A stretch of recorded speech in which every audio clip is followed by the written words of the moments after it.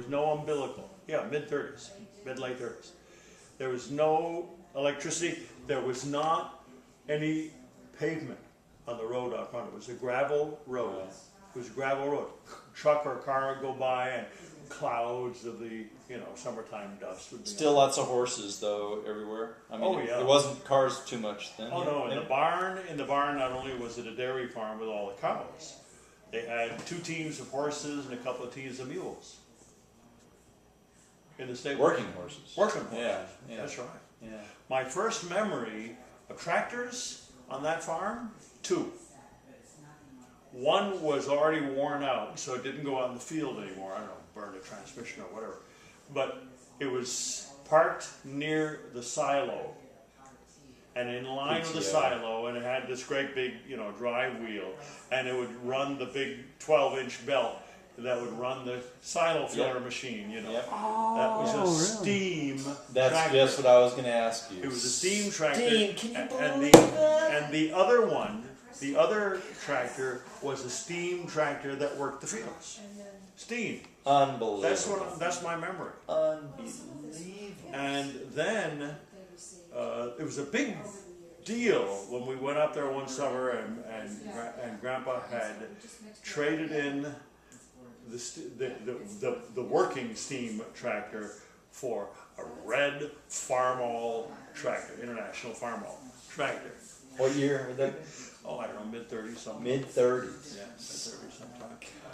And here, there was electricity in the farm. Do you remember that there was a driveway that went down to the basement? No, you I don't hardly remember remember that? anything about that. It was very narrow. Just, some of today's cars, you'd scrape fenders going down there, but it's narrow and very steep going into a 2-car inline garage. And if you wanted to get your car out of the garage, you aimed right or else you hit the walls. And along the wall, this wall of the side of the garage, as you drive down in, it was a long wall, probably as long as from here to the end of this living room. 40 feet, maybe something like that. About that height. And it was lined with shelves, in line, sort of like my music shelves. They had big wet cell batteries, all wired in series. And the windmill charged them, and when there was no wind power, they'd use the one-lunger, that they had a one-lunger that they would start up and use it to pump water and to generate. That's right. And they had a few bulbs in the house. Just bare bulbs. Yeah. Just bare. Didn't cook with it. Wiring. And it was only for the bare bulbs and stuff. And to run electricity. No, it was in those days it was still totally hand milking. Unbelievable. And then in the late 30s, electricity came down the road, and so they got hooked onto the umbilical cord.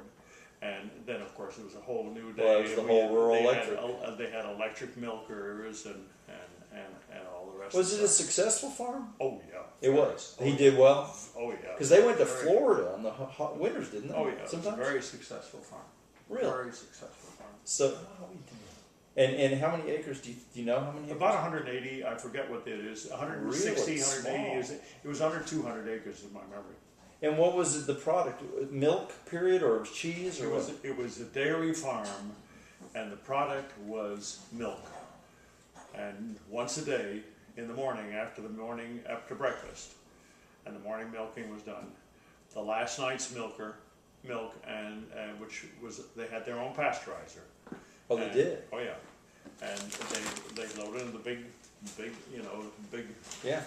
5-gallon stainless, probably. Or whatever they were, big milk. Yeah. They take it into the milk plant in Genoa City, which is a couple of miles away. So they probably made cheese with it or something. Who knows? Oh, God knows. It's a dairy state. Yeah. Could have been cheese, could have been milk supply. Who knows? Could have gone to Chicago. But then they had pigs. They had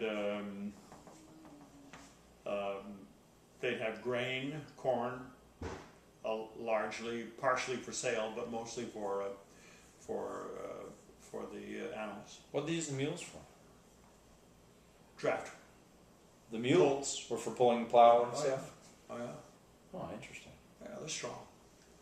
Huh, interesting. Figured big draft horses, but I didn't Yeah. think the mules would be good for that. Huh. So I got a lot of memories on that farm. See, that's something we never talked about. I love hearing memories that. on that It's farm. just nuts. A lot of memories on that farm. Good ones. Was it dark as night at nighttime? Was it just black? I mean, it was just. Do you remember that? I mean, did Oh, you? sure. And totally silent. Gosh, yeah. You know. God, what a counterpoint to your New York City. Yeah. childhood. Right. And you were running wild like savages through the farm. Did you have responsibilities? Well, you know, they grandmas and aunts and mothers when they're on the farmhouse, and everybody works. Everybody's got jobs to do. Naturally, you're given chores. And I remember we used to have to go out and hoe and weed the garden. My grandmother had across the driveway, a big garden that probably is about as big as from behind this house to the fence, backyard.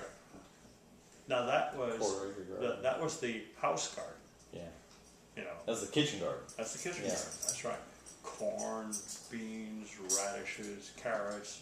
We used to love sometimes just go out there and pull a few carrots or a few radishes, go wash them out, and Yeah. still love it. Yeah. Crazy. I'm gonna take a nap. Yeah, me too, man.